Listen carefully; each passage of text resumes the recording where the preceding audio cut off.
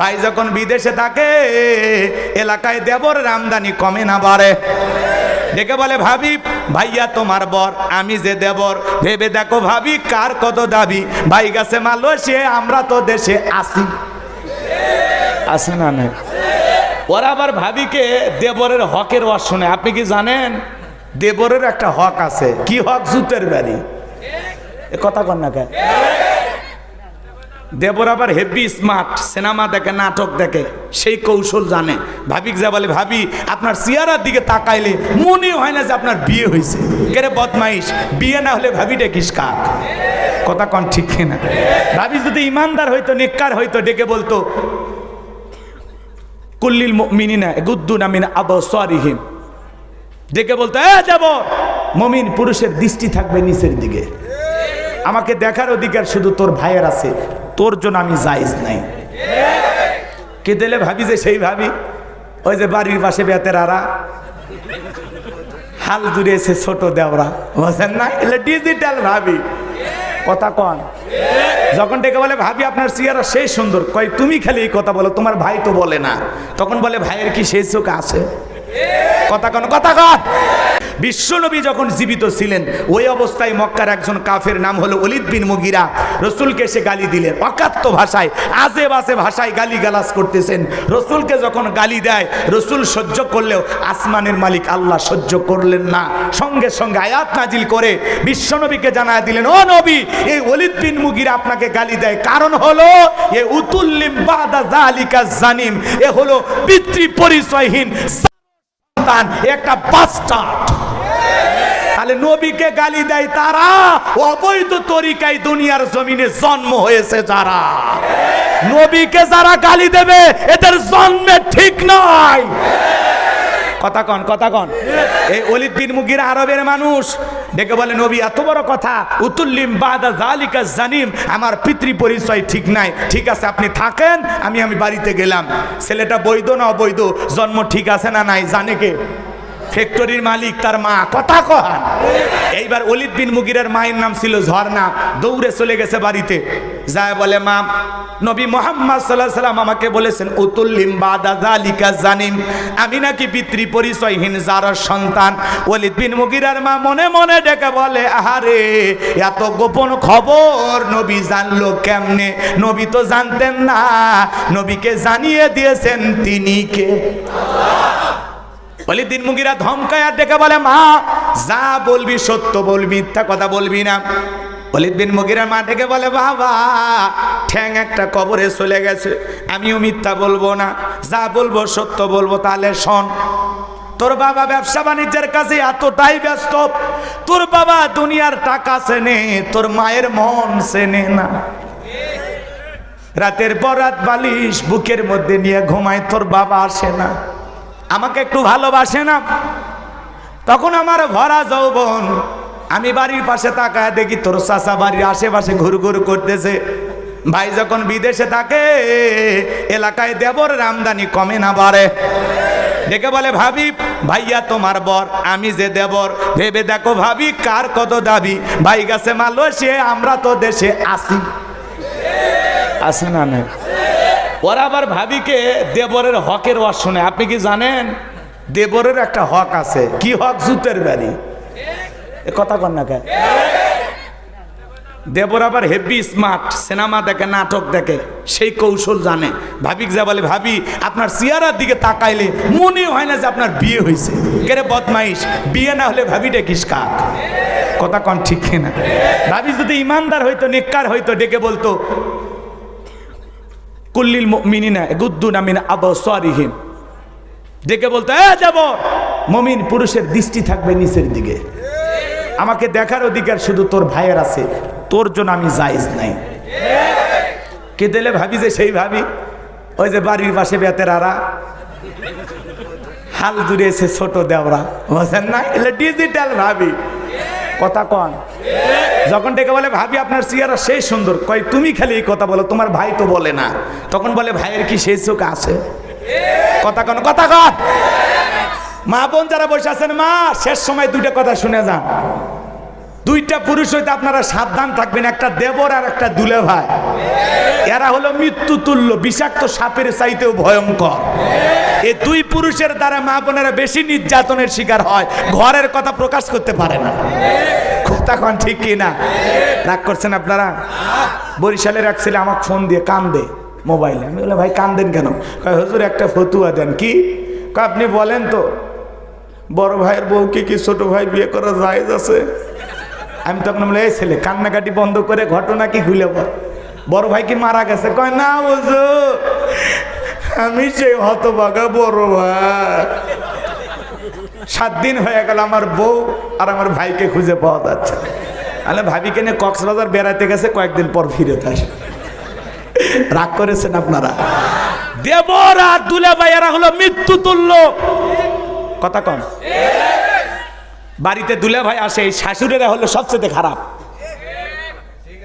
মেয়েকে বলে মা বসে কি করি, সুন্দর করে ফল ফুটের একটা খাবারের প্লেট রেডি করিয়া যুবতী শালী 14 বছর 16 বছর তার হাতে দিয়ে বলে যা মা তোর দুলে ভাইকে দিয়ে আয়।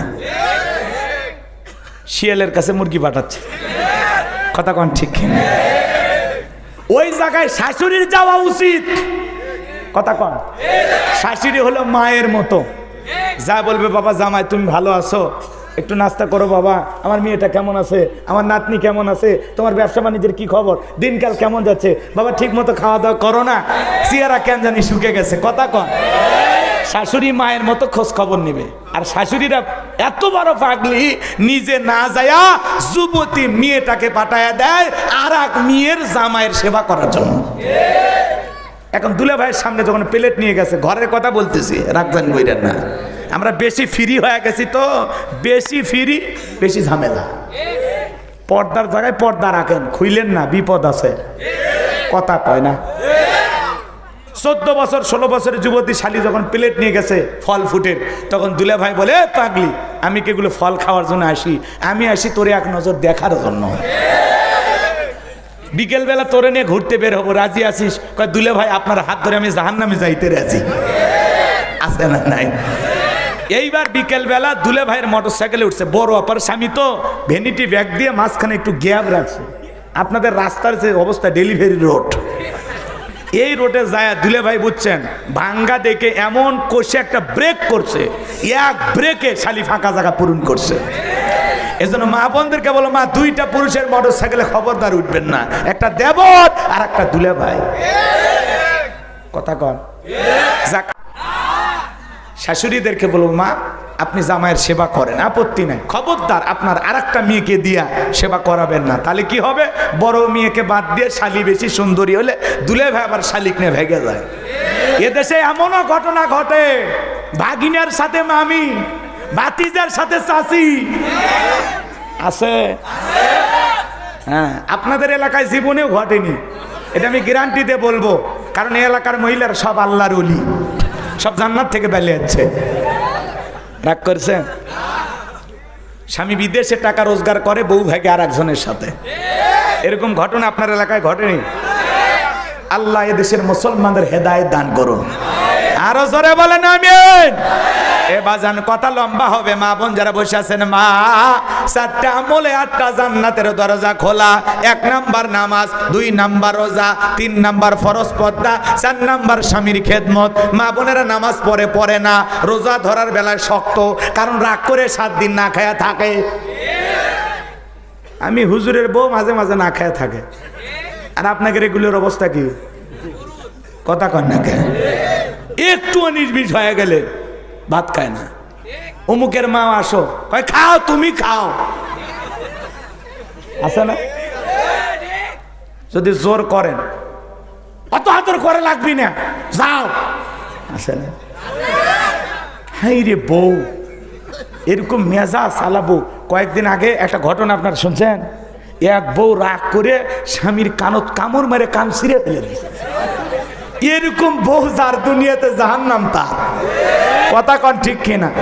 আরে ভাই, ঘরের বউটা যদি সোহাগী হয়, স্বামী সোহাগী, আদরিনী, সোহাগিনী, সুবাসিনী, কত যে মজা লাগে। বউ একটু নরম সরম, মাটির পুতুলের মতো, যে জায়গায় বসাবো ওই জায়গায় বসবে, যে জায়গায় দাঁড় করা রাখবো, জায়গায় দাঁড় করা রাখবে, যা বলবো তাই শুনবে। এটা হলো বউ।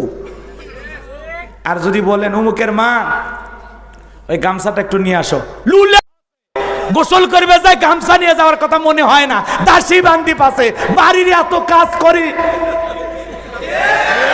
আপনি বলবেন একটা, উই বলবি হাজারটা, কারণ বেকা হার দিয়ে বানাছে, ওর স্বভাবই ওর উত্তর বেকা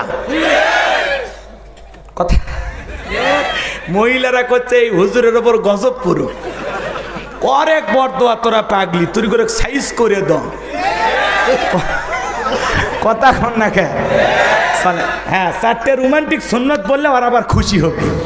ওই জায়গায় মজার কথা আছে, যদি সুযোগ হয়, নাহলে দোয়া করে দেব। এদিক খেয়াল করেন বাজান গো আমার, ওলীদ বিন মুগীরার মায়ের কথা মনে আছে?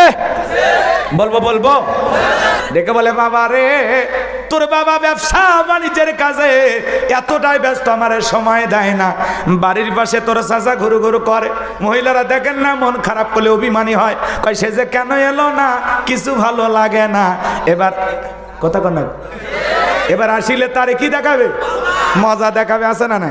আর মমতাজের মতো পাগলি হলে তো গাইবে, কয় এবার না আসিলে বাড়িতে আগুন লাগাইয়া দেব শাড়িতে। দে নিজের শাড়িতে আগুন লেগে দে, নিজে মর, খালি মাদারের মামলা আমার দিস না। কথা কয় না। যে মহিলা আত্মহত্যা করে মরে, আর স্বভাব ভালো না খারাপ? আত্মহত্যা করা যাবে না। কেন আত্মহত্যা করে নিজেকে জাহান্নামে নিয়ে যাবেন? খবরদার কোনো যুবক, কোনো যুবতী এই ধরনের সিদ্ধান্ত নেবেন না, ঠিক আছে? ভালো না লাগলে ছাড়ার অপশন আছে না? না, স্বামী ভালো লাগে না, ডিভোর্স দিয়ে আর এক জায়গায় যান। বউ ভালো লাগে না, তালাক দেন। কিন্তু বুঝান আগে, আগে কেন কঠিন সিদ্ধান্ত নেবেন?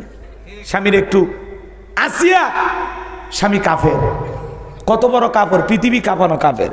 তা আসিয়া যদি এত কাফের বদমাইশ লম্পট স্বামীর ঘর থেকে উঠতে পারে, আপনার স্বামী কি ফেরাউনের সাথে খারাপ? আপনার স্বামীর এত দোষ ধরেন কেন? স্বামী যেভাবে বলে ওইভাবে চলেন, সব দোষ ঢাকা পড়বে। কথাকে বোঝা গেল? আপনারা একটু আপনাদের বইয়ের মনটা একটু বুঝেন, একটু রোমান্টিক স্বামী হওয়া লাগবে। পারবো তো ইনশাল্লাহ? চলেন সামনের দিকে যায়, ডেকে বলে, বাবা রে সেদিন তোর চাচারে দিয়ে মনের বাসনা পূরণ করেছিলাম, যার ফলে তোর জন্ম হয়েছে। নবী যা বলেছে সত্য, তোর বাবা তোরে জন্ম দেয় নাই, তোরে জন্ম দিয়েছে তোর চাচাই। এই জন্য ওলীদ বিন মুগীরা হলো উতুল্লিম বাদা যালিকা জানিম, পিতৃ পরিচয়হীন জারর সন্তান। কথা বলেন ঠিক কিনা? এই ফ্রান্সের লোকেরা নবীজিকে কেন গালি দেয়? পৃথিবীর 228টা রাষ্ট্র নিয়ে গবেষণা করা হলো, গবেষণায় বের হলো ফ্রান্সের মহিলারা বিয়ের আগেই সন্তান জন্ম দেয়। বিয়ের আগে যদি বাচ্চা জন্ম দেয়, বৈধ না অবৈধ? ওটা হালাল জাদা না কি জাদা? বৈধ না অবৈধ? ওই যে কয়েকদিন আগে আসাদ নূর নামের এক কুলাঙ্গার নবীকে ডাকাত বলল, কথা বলেন না কেন? এই জন্য নবীজির রুহানির সন্তান হলে জাগ্রত হওয়া লাগবে। যে আমার রসুলকে নিয়ে অকাত্য ভাষায় গালি গালাজ দেবে, মনে রাখবেন, কেউ যদি আমার বাপকে গালি দেয় সহ্য করব, মাকে গালি দেয় সহ্য করব, আমার দলকে গালি দেয় সহ্য করব, কিন্তু বিশ্ব নবী হলেন আমাদের কলিজার টুকরা। আপনার আমার নবীকে নিয়ে যদি কেউ গালি গালাজ দেয়, কুরুচিপূর্ণ মন্তব্য করে, নবীকে সন্ত্রাস বলে, নারী লোভী বলে, ওই বদমাইশ কুলাঙ্গার নাস্তিকের বুকের ওপরে চৈরা আর জিব্বা টান দিয়ে ছিঁড়ে কুকুরকে খাওয়াইয়া দেব। নবীজির অপমান মেনে নেওয়া হবে না, হবে না।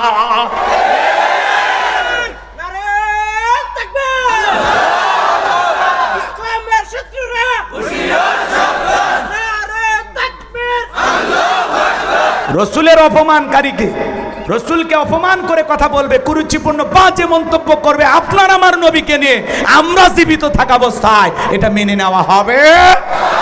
মানি না, মানব না, মানতে পারি না। আল্লাহ রসুলের অপমাননা মানি না, মানব না, মানতে পারি না। আল্লাহ রসুলের অপমাননা, অপমাননাকারীরা রক্ষা পাবে না, অপমাননাকারীরা রক্ষা পাবে না। মানি না, মানব না, মানতে পারি না। আল্লাহ রসুলের অপমাননা। বিশ্ব নবীর উম্মতেরা নাও হাতে শমশির, শমশির। খতম করো আবু জেহেলের নাতিপুতি সাগরিদ, বিশ্ব নবীর উম্মতেরা নাও হাতে শমশির। খতম করো আবু জেহেলের নাতিপুতি সাগরিদ, নাস্তিকদের আস্তানাতে আগুন জ্বালাও না। মানি না, মানব না, মানতে পারি না, আল্লাহ রাসূলের অবমাননা। মানি না, মানব না, মানতে পারি না। বিশ্বের মুসলমানেরা জেগে উঠেছে, নাস্তিকদের লেজ গুটিয়ে পালাতে হবে। বাংলার মুসলমানেরা জেগে উঠেছে, নাস্তিকদের লেজ গুটিয়ে পালাতে হবে, নইলে তাদের হবে আজ কবর, নইলে তাদের হবে আজ কবর রচনা। মানি না, মানব না, মানতে পারি না, আল্লাহ রাসূলের অবমাননা। বিশ্ব নবীকে ব্যঙ্গ করে করল সিনেমা, এর জন্য দায়ী থাকবে বারাক ওবামা। বিশ্ব নবীকে ব্যঙ্গ করে করল সিনেমা, এর জন্য দায়ী থাকবে বারাক ওবামা। বুশের মতো জুতা খাইতে টাইম লাগবে না। ওই মেকরণ জুতা খাইছে না, কথা কোন নাকি? বুশের মতো জুতা খাইতে টাইম লাগবে না। মানি না, মানব না, মানতে পারি না, আল্লাহ রাসূলের অবমাননা। মানি না, মানব না, মানতে পারি না, আল্লাহর কোরআনের অবমাননা। মানি না, মানব না, মানতে পারি না, আলেম ওলামার অবমাননা।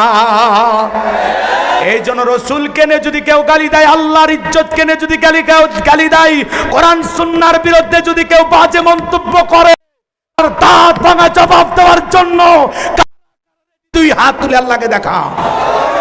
লিল্লাহি তাকবীর, লিল্লাহি তাকবীর। আল্লাহ কবুল করেন, জোরে বলেন আমিন, আরো জোরে বলেন আমিন। তাহলে নবীকে গালি দেয় যারা, অবৈধ যার সন্তান তারা। এটা বৈধ বাপের জন্ম হওয়া ছেলে না, এটা বৈধ বাপের জন্ম হওয়া মেয়ে না। তো নবীকে যারা গালি দেবে, আলেম ওলামাদেরকেও যারা গালি দেবে, এদের জন্মের ঠিক নাই, আর রক্তে ভেজাল আছে। মনে থাকবে তো ইনশাল্লাহ? আর কথা না বাড়ায়, রাত অনেক হয়ে গেছে, দোয়ার দিকে চলে যাই।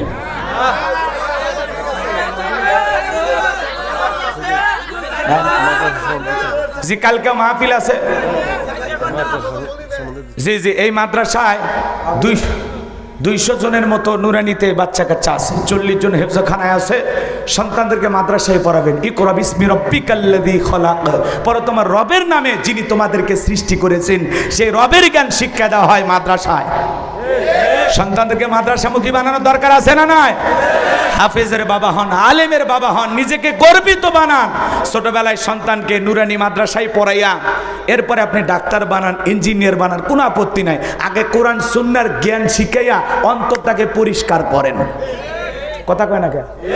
যে সন্তানের ভিতরে কোরআন হাদিসের জ্ঞান থাকবে, এ কোনোদিন পিতা মাতাকে বৃদ্ধাশ্রমে পাঠাবে না, এ কোনোদিন পিতা মাতাকে চোখ রাঙানি দেখাবে না। বাংলাদেশের কোন আলেম ওলামার মাকে বৃদ্ধাশ্রমে পাওয়া যায় না। শিক্ষিত নামের কুলাঙ্গা সমাজের ধনী, তাদের মা বাবাকে পাওয়া যায়। কথা কন না কে? এজন্য সন্তানকে যদি মানুষের মতো মানুষ বানাইতে চান, ছোট ছোট বাচ্চারা মাদ্রাসায় পড়ে কি সুন্দর আদব কায়দা, বৈশাখ পেশাব করে, ঢেলে কুলুপ ব্যবহার করে। কথা কন না কে?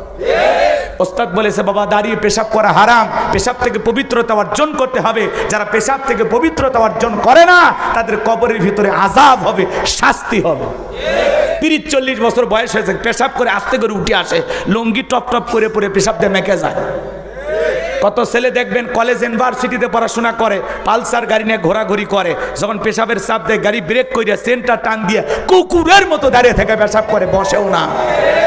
আছে আছে এক বাচ্চা দেখি স্কুল ব্যাগ নিয়ে পেশাব করতেছে, লিখতেছে। দেখছেন দেখছেন, পেশাব করতেছে আর লিখতেছে। ওরে জিজ্ঞাসা করে, এই ছেলে কোন ক্লাসে পড়ো? কয় ক্লাস 3-তে। কোথায়? কয় প্রাইমারিতে। তো তোমার শিক্ষক কি শিখেই নাই বসে পেশাব করতে হয়, আদব কায়দা শিখাই নাই? কয় হুজুর সেই কথা বলতেছেন, প্রাইমারি পেশাবখানা যায় দেখি সারিতাই দাঁড়িয়ে থেকে পেশাব করতেছে। তার মানে যেমন দেখতেছে তেমন শিখতেছে। কথা কন ঠিক কিনা? আজও কত ইউনিভার্সিটিতে কলেজে শিক্ষককে পিটাইয়া ছাত্ররা ল্যাংটা বানায়। আর মাদ্রাসার দিকে শিক্ষককে পিটানো তো দূরের কথা, ওস্তাদের পায়ে ওজুর পানি ছাত্ররা ঢেলে দেয়। কথা বলে ঠিক কিনা? এজন্য সন্তানকে যদি আদর্শ মানুষ বানাতে চান মাদ্রাসায় পড়াইতে হবে। সন্তানদেরকে মাদ্রাসায় দিতে রাজি আছি তো ইনশাল্লাহ। আল্লাহ কবুল করেন, জোরে বলেন আমিন।